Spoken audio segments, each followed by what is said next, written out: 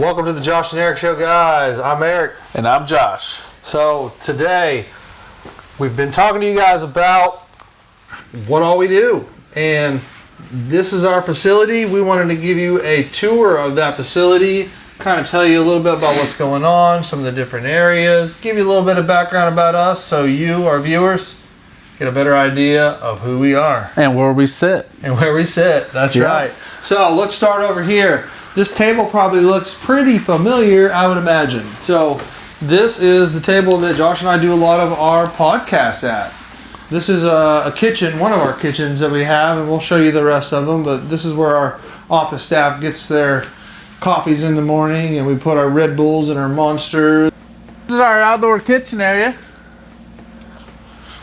This is where a lot of money's being lost out here. That's right. Thomas cooks us some food out here. Yep. This is where we have our company parties. We got a sound system. Yep. We got freaking cornhole. We got pickleball, basketball court, fire pit, grill, skillet, we got smoker. We got the blaze. Picnic tables. We got TVs. We got the Blackstones.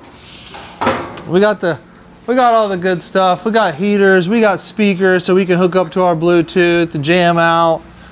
And this is our domain right here, buddy. Yep. And this is our domain. How many acres we got here, Josh? 40 acres. 40 acres. So we got a lot of space. We got a lot of stuff coming down the pipe too.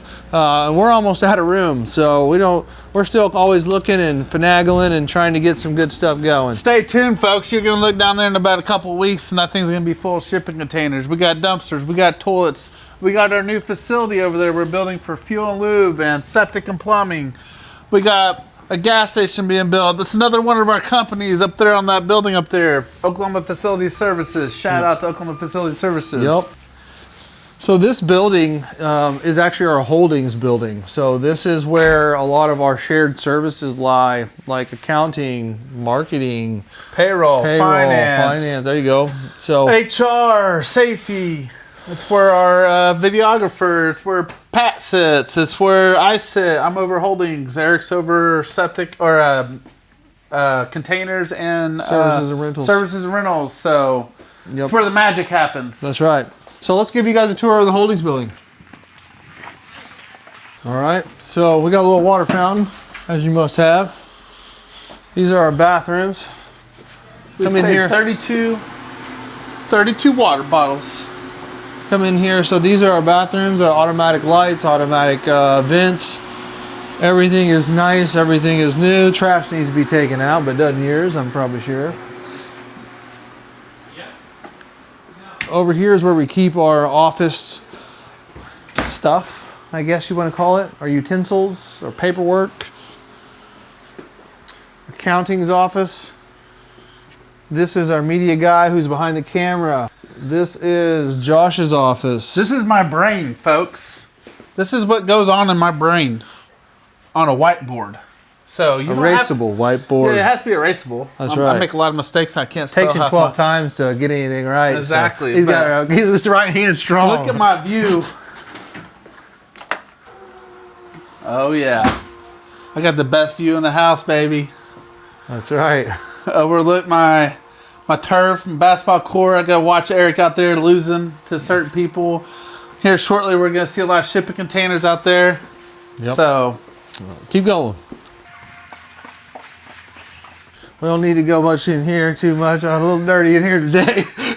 You got to kind of clean this up. Guns. Bows and arrows. Bows. We got all Erik's second, third place trophies. The first places are in my office. Yeah, right. Let him borrow this for the day. That's my first place trophy.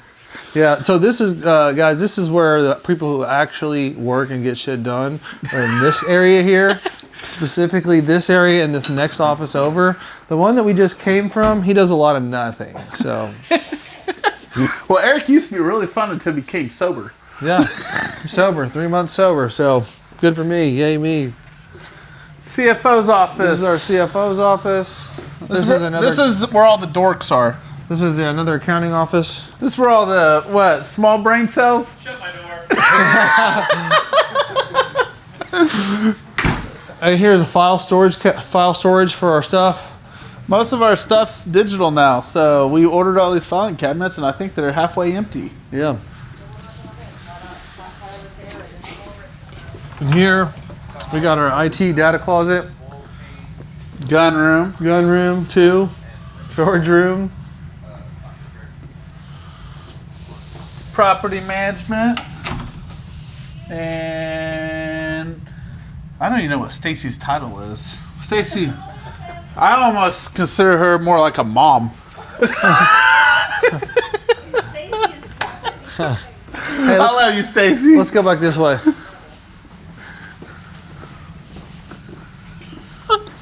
She keeps me alive.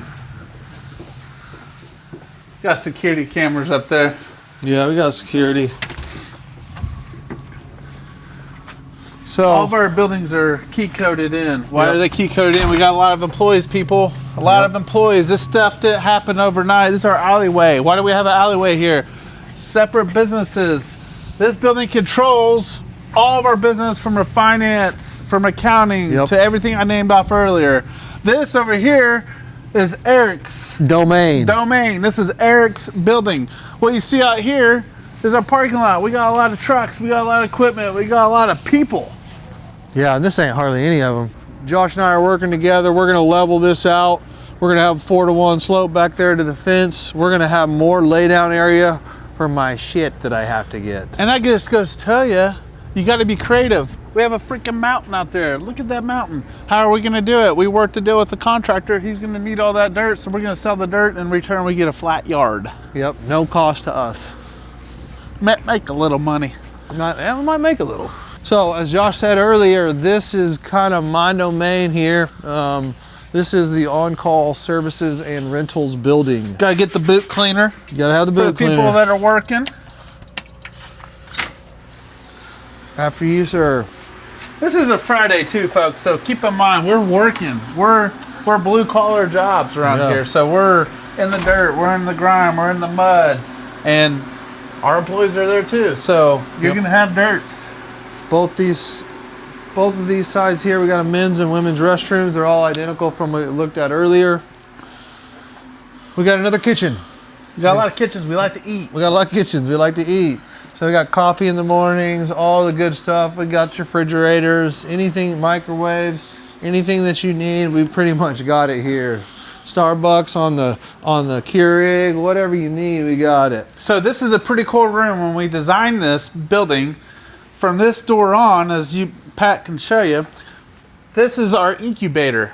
So what we do is Erik and I and our other partners, we find business lines that we want to be in. So eventually, we just moved in here, folks. So eventually this will be a conference room, and this will be its own like little pod, and we invest money into companies, and they get all the shared services, the accounting, the finance, and then they get office space, they get a conference room, they get something that looks very professional, and then eventually they're going to grow out of it, and as you've seen earlier, they're going to move into another building that we build them on a location here or somewhere else. Why do you think, Josh, it's so important for us to have that holdings with the shared services? Why is it important? What's it do? Yeah, I mean, that's a great question. So what we recognize is when you start a new business, you really can't afford to have all these high caliber people. So what shared services does for yourself and OFS and many other companies that we own, it allows us to bring those high caliber people in and not have to burden each company with the full expense. So it allows them to operate a lot more fluid, a lot more professionally, even though they might not be at the same revenue that you are being in 5 years into this. Mm-hmm. Or what we figured out, 4 years, going on our 5th year into this. So, folks, this is built in 4 years. 7 other companies were started right here off of, not at this building, but right here on this location, just in 4 years. It can be done. Yeah, It's exciting. We took it from 4 years, like say 4 years as of, a couple of days ago, went from no experience as a business owner or entrepreneur. I say minimal experience as an entrepreneur, from $0 to 8 figures in 4 years. Yeah. And then what happens is we put this money on people, we put time, give them the shared services, and we're so closely connected. Fuel and lubricants right here behind this wall, and septic and plumbing, they already outgrew their spaces. They have to have their own building now. So what are we going to do with these extra rooms, Erik? we're going to keep incubating. We're going to keep on hatching some eggs. Or I'm going to take over the whole dang building and we'll just use another one for some incubating. So these are just offices back in here. This is fuel and lube. And back in here is the septic and plumbing domain. Septic and plumbing. We're all known for whiteboards. We got whiteboards everywhere. You know why I have whiteboards everywhere? Because that's my thing. I like whiteboards. I got to read it. I got to write it. I got to add it. And I got to erase it. 9 times. He's gone. He's gone? 2:30. 2:30. Oh, and even though I'm sober, right, you can't not have a place to work without some spirits, right? I'm here. There he is. That was perfect. We locked the door because we knew you guys were filming. See, this is where shit does not happen. Yeah. See, this is a perfect example of why and what you need to be doing as an entrepreneur.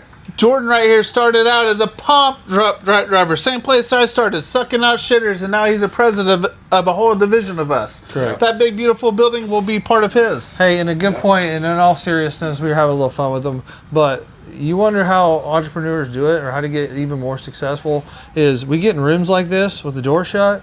These guys are in here thinking, bouncing ideas off of each other, figuring out what the next steps are. It's that kind of stuff, and it's that kind of teamwork and trusting each other and trusting each other's opinions and all that good information breeds good decisions. So this is the kind of stuff you're going to find around here all over the place. And we don't micromanage this. We encourage this stuff to happen. Jordan, give us a little word of encouragement. If I can do it, you can do it. Put your mind to it and run it. And here's where we bring all of our people. We show everybody what's in the agenda that day, whether it be a toolbox meeting or safety meetings, DOT meetings, just general weekly meetings. Sales training. Yep. Training. Robert over here is one of our sales guys. There you might is. see him on his own channel. On call services and rentals. Robert's on there quite a bit. Yeah, if you need a dumpster, you need a restroom, if you need fuel, if you need septic, if you need plumbing, that is your guy right there. Right there, Tulsa, Oklahoma, and Oklahoma City. Let's go. So down here, we have middle line managers. He's not here right now. He's out working. He's out working most likely. But we have middle line managers for our divisions. This is the roll-off division's middle line manager. In here, we have the sales office. We got Moose in his domain. Smells like I don't know what it smells like here. It smells like baby powder. God damn, Moose. Yep. So this is Moose. This is one of our partners. And he's in here grinding away just like we're doing. So we wanted to kind of show everybody what's going on around here and show them where the magic happens. And this is one of the main areas it does. Yeah, look at another whiteboard, folks. We got goals. This is Moose's goals right here. $8 million. Boom. Is that pesos? No. Euros. Hopefully euros. Thank you. Yeah. So right here, COO. This is my COO. He's over all operations. For OCSR and OCC. Yep. And these are our dispatchers. We have 2 back in here. He's probably grinding away. He's grinding away, trying to figure out routing. Yep. That's our bodyguard. That's our bodyguard. When people don't pay their bills, we send him. That's right. Back in here, we have our middle line managers, and we have another dispatcher in here. We got a lot of people. We got a lot of people in here. You only got a couple. Out here. This is where the real work happens. Yeah. This is where the real work happens. We keep refrigerators everywhere we go. More whiteboards. More whiteboards. This more is where Eric has his team. They write down all their defects on their trucks, and he has this special software that goes out and fixes it, and they can track it, and they can track parts and inventory, and everything. it's just about communicating from the bottom line up. You know, those people you saw in the last room, these guys, the truck drivers write stuff down here. We make sure that we get it fixed because we want to be safe on the road. We want to give these guys something that's safe that they can go back to their families in every evening. Man, and you know another thing I think that sets us apart over here from a lot of other people is software and just that young ingenuity and that young horsepower that I'm taking antiquated systems of people that are doing service businesses since the dawn of days, right? And I'm bringing in a fresh look with new softwares that work and really driving efficiencies. And to be able to do that, you got to have good people, you got to have good software, And for me, I'm lucky I got shared services to cut down on some of that cost. Exactly. So, and that doesn't happen overnight either. No. We didn't just wake up and have shared services. You know what I mean? It takes time, and it takes a process, and it takes a lot of hard work. Yep. Takes a little bit of luck. Yep. So this is our warehouse. Okay. So we'll start here. This is our warehouse. How many square feet is this, Josh? This building is 12,000 feet. 12,000 square feet. So we keep all of our items back in here. Inventory management. Erik has pallet racking, so he has everything tracked and inventoried.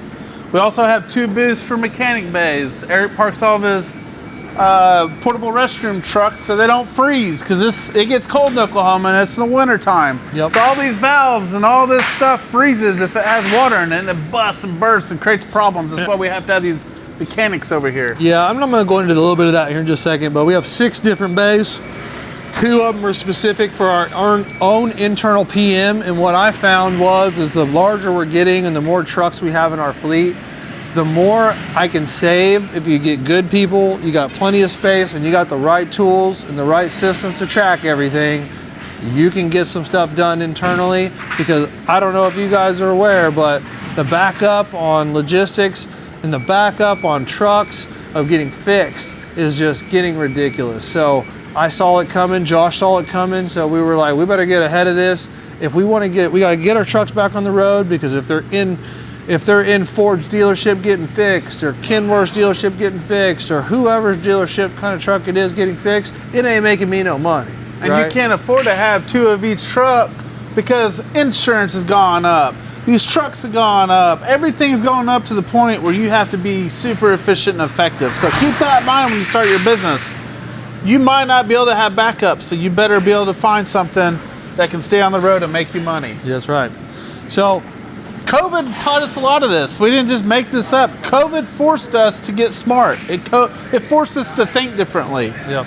COVID forced us to do a lot of things that we weren't normally doing. That's right. So, like I said, this is our warehouse. Thank you, COVID. We keep it heated. Up here, we're gonna have a gym. That's one of the last things we're gonna get done. So you see the stairs that go up. We'll have a gym up there. But I wanted to take a little bit of time and to just give you some brief information about some of these trucks and what we use them for. So this is my newest portable toilet cleaning unit. We'll call it that. So it's a portable toilet truck. And basically, this is one of the larger ones you can get. This is right under DOT regulation, so I don't have to file for DOT. This big tank right here is gonna hold waste, and it's gonna hold water. It's a 1,500 gallon tank. You're gonna have 600 gallons of water and then 900 gallons of waste. It holds exactly 9,645 turds. That's right. That's exactly right, Josh. And how many of those have you got on you? I have that. Don't lie to the folks. I've had many a turds on me. There you I've go. been shit on many a times. I started out on a truck way shittier than this. Let me show him how it happens. This is what happens. I know because I've done it myself. He knows because he's done it himself. He's just too embarrassed to tell you about it. Well, the worst one that's You ever come happened over here. Yeah. We'll tell him the story, but you come over here. Let me show you. Shit, that ain't dirt. Let me show. No, it ain't. That's dirt. So you see this right here? I showed you. There's your waste. These are high pressure water hoses so that you can clean the units out. These are the hoses that we suck the portable toilets out with. Okay. You fire up. This is a PTO driven pump. You fire the PTO up while the truck's running and the brake is set. This thing starts generating suction power. You click this little thing right here, it'll open up. This thing's got some suction now, and you're gonna stick that down in the toilet. It pulls out all the waste out of there. You clean it all out along with the toilet and sanitize it. Replace all of the toilet paper and the scent disc and the whatever else you're using, the blue tablets. You pour your water back in there and you're done. And then when you're done for the day, you gotta go to the wastewater treatment center, and guess what you're gonna do? You got to get rid of all that 900 gallons of waste so that you can basically reprocess that stuff and make it so it's not harmful. You're going to come over here. You're going to take these little clamps off. Watch out, Patrick. You're going to open that up. You're going to open that up, and that bad boy's going to come out of there like a bat out of hell. So this is where you get in trouble in 2 different places in the portable toilet world. You're right here. you're having some trouble, it might be stuck, something like that. Or the valve's already open. Or the valve's already open and you're not paying attention, and you get that thing, open it up, and poop is just coming out of there, right? So you can get it on you. I've done it. He's done it. It happens. It's a shitty day. It's a shitty day. And this is all your indicators. See, the tank's empty. See, those glasses are empty, right? That kind of gives you an indicator of how much waste you got. Folks, this goes back to another point. These trucks are expensive, right? So, yeah, if it's in the portable restroom industry, the HVAC industry, it doesn't really matter what industry it is. If it requires equipment and trucks and tools and whatever, slow the process down. Be humble. Do your due diligence. Call around. Call to another state of another competitor. Figure out what they're using and figure out what they did right and wrong, because you get one shot. Once that truck gets on the road and you fill that thing with 9,685 turds, Mack Truck Sales does not take it back. Yeah. Come over here. So spec it right. You only get one shot. One last thing. There's only one other real problem you can have that's your own fault, and that is this thing has a suction and it has a blow. And you can get that thing all pressured up and not know if you have it on the suction or blow if you're not paying attention. And you got it down there with all that blue, nice chemical and those turd mixtures, right?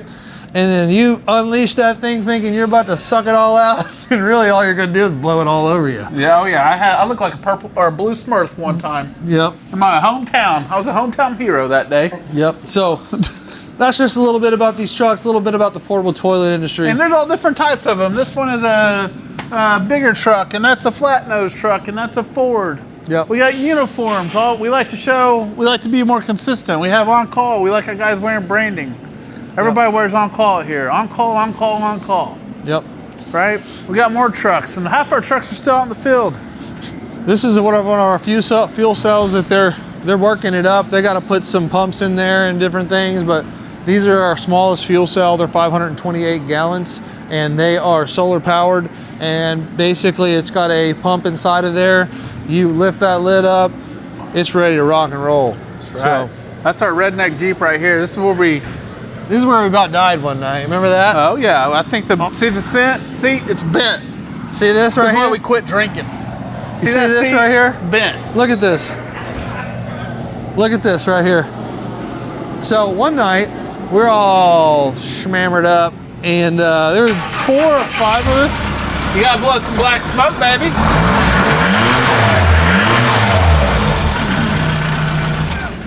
There's 4 or 5 of us in here. We all got guns. Unfortunately, we were drinking, and I was up here, and we hit a hole going about 30 miles an hour in a safari seat right there, and watch out. Broke the night vision off. Broke the night vision off the rifle. I literally had the biggest black marks from bruising in between my legs. There's a little post right here. You can probably see it. These things that flip down, my legs were in between this thing. And all I could do was squeeze to keep from getting ejected out of the back of this seat right here. And it was the most painful thing I've ever had, I think. So this is a kind of cool rig. We hunt out of it, we play, we have fun. Wanted to show you guys. So we also do a mounted tire program. So all of my vehicles, I don't know how many I have at this point, there's a lot, but we keep our in-house tires, we fix them, we replace them, we get all new. Anything to do with tires, we do everything, all of that in-house, along with a lot of other things, but specifically you can tell we do our tires. And that's our Mega Fan. Yep. Check out the Mega Fan. Shout out to them. We got inventory management for our mechanics. Dang, what is this? Oil pads? That's legit. Erik has fuel filters, air filters. He has brake cleaner, brake pads. All these things, the wear and tear items that we consistently have to replace, Erik keeps in stock for our entire fleet. So yep. We have tools. We have the best tools. And another thing to add is that, we have a lot of shared services, and this is one of those things that I have it in my house right now as on-call services, but we also fix all of our other companies' stuff. So I'm able to, and it's taken us a little while, but put a good software program inside called Fleetio. I'm able to make work orders. I'm able to have basically book time with material so that I can do work for these other companies and it's not coming off of my books, and I'm able to bill them out through on-call services through my mechanics department, so that number one is they understand their expenses more accurately, and I understand my labor and my charges and everything more accurately. Plus there's a benefit there of obviously getting your stuff done a lot faster. So yeah, I mean, it's been a nowadays they're process. 2 or 3 weeks before they even want to look at your truck and diagnose it. It could be a simple problem, plug it in, reset the computer. We can do that in-house. We got all the computers. Yeah, we buy the best lubricants, and the cost savings allows you to buy better This guy right here. lubricants and better equipment to put back on them. This is our brainchild right here. Yeah, this is our brainchild. He's our right mechanic. Here. I know he's he's not a technician. He hasn't moved up yet. Listen, I know he's not a lot to look at, but he's a great guy. He's got a good personality. He's got a good personality. And this is where the magic happens. Right here. This is where the magic happens.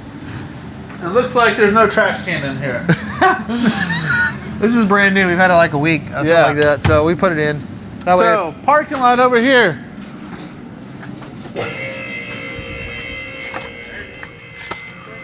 Most of the time, folks, this thing is full of vehicles. We can come around here on the edge. This is part of that Erik's new yard. This is going to be full of gravel and more equipment and more trucks and yeah, this is just the start of it. So they're like Josh said earlier. A civil company's coming in here and they are excavating out the dirt and the shale rock, and they are selling it, and basically we get a cut of that, and we get our land back in here straightened out, right, flattened out to level here, so that number one, we get more value on our property because it's usable land, and number two, the contractor who's doing it gets all that for a really, really good price. So it works out very good. Target practice. We like to shoot our bow and arrows and our crossbows. yeah, when we have technicians miss their service, we make them run across the target, see if we can hit them. Yeah. Oh, here's one. Here's one of our roll-offs right here we can talk about. That's one of your smaller ones. That's a 480. Is it? Yep. Yeah. Yeah, it's a 480. This is one of Erik's tandem dual trucks. Yep, you know, so- his roll-off trucks, and you get some graffiti. This is the shit you have to put in place. People write on your shit. They don't care about your stuff. You gotta put people in place to clean that stuff off and fix it. I don't know what Kaza means. We got some random gang, Kaza, that keeps marking up all of our stuff here on the highways in Tulsa. Please stop if you hear this and you're watching this video. It's kind of a pain in the ass, to be honest. So, real quick, this is a roll-off truck. You may notice it's a little different from some of the ones you've seen. I use what's called a hook and lift system, okay? That is a hook, jib hook that comes down that's hydraulically driven, and I pick up my containers with a jib instead of a cable. The other ones are called cable hoist hook and lifts. This is a hook and lift. It's simple, folks. It hooks and it lifts. That's right, and these things are the future, so watch out. If you're not running them, I'm beating you. So, as you see, we got more trucks and more trucks and more trucks and more trucks, and all of our trucks are not even back in. Yeah. It takes a fleet of people. It takes a lot of focus. It takes a lot of time to operate a machine like this. But how do we do it? We got good people. We treat them right. We pay them well. How do you do that? You have to know your cost. Erik says it time and time again. You got to know what it costs you to operate this so you know how to price out your goods and services. If you price out your stuff too cheap, guess what you have? A bunch of junk equipment that you can't afford to repair, you can't afford to replace, you can't afford to run. So make sure you know your cost. That's where that building comes in place. That's where all the dorks are, all the accounting and the finance. That's where Erik and I sit. Yep. We're the redneck dorks. Come over here, we'll look at one last thing. That's another septic truck. That's a septic and plumbing company. That can hold 4,000 turds. Yeah, for sure. Thomas is getting ready for a duck hunting hole. We own a duck hunting ranch. As you see, log in, folks, B5 Ranch. That's where that's going this weekend. The Duck Mecca video, if you haven't seen it, watch it. It shows you it. So I don't want to get too far out here and get my shoes all nasty. I got my nice on clouds on today. But long and short of it is, these are where all our dumpsters are at. You can see we've got quite a few dumpsters. Back in the back, you can kind of see the white tops. Those are all portable toilets. And in between there's a couple large stacks of temp fence. So we do temp fence, permanent fence. Erik, how much temporary fence you got? I've got damn near 100,000 linear feet of temporary fence on rent. That's miles of fence, folks. When Erik started this temporary fencing idea, I wasn't for it. I said, I don't know, that sounds pretty stupid, a lot of work. But sometimes you got to trust your partners. That's part of why you have partners. The next thing you know, we woke up 3 years later and we have almost 100,000 linear fence. I think the closest person to me, I don't know what this number is, so I'm guessing, but I bet they're not even a 15th of what I have out. What would that number be? I don't know, I'm not that good. That's why I got these people. Come on, man. So, and, you know, fueling trucks. You know, we're in the fuel and lubricant business. As you see these tanks right here, it says on-call fuel and lube. Call us, folks, if you need some fuel.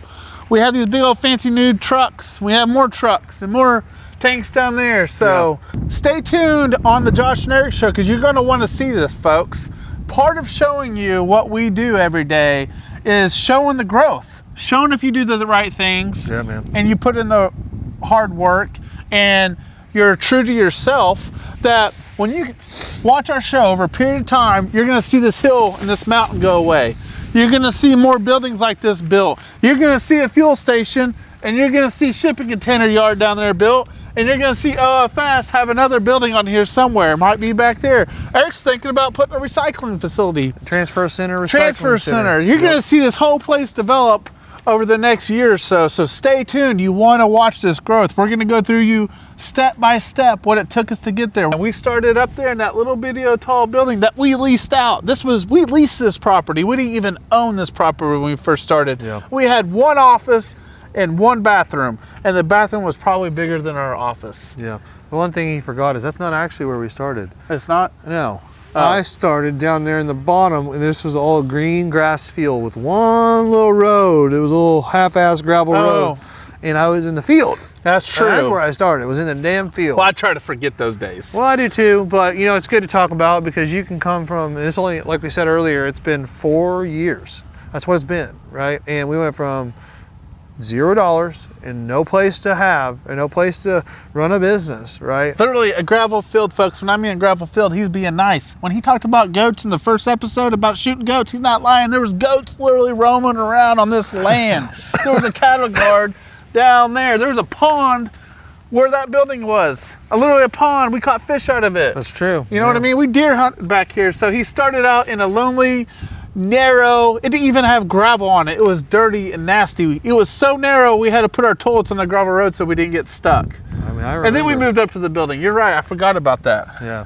So, guys, we really appreciate you guys watching this. Hope you're following along, and we're going to keep bringing real content. I know you guys are going to enjoy it. I know Josh and I are having fun doing this. We're going to keep trying to help you guys the most we can, learn from our mistakes, show you some of the fun side too coming up. We got some trips planned. We got some fun things planned. So, like I said, if you're making the right decisions and you're going to have time every once in a while to escape, have a little fun time, that's the good part of entrepreneurship is, when we want to go do things, we're going to do things, and we're going to do it right. So we're going to talk about the bad, and when we do things bad, generally it's pretty bad. So unfortunately, there's the good and there's bad, just like anything else, but keep grinding, keep watching, and we'll see you next time. And don't be afraid to try it yourself.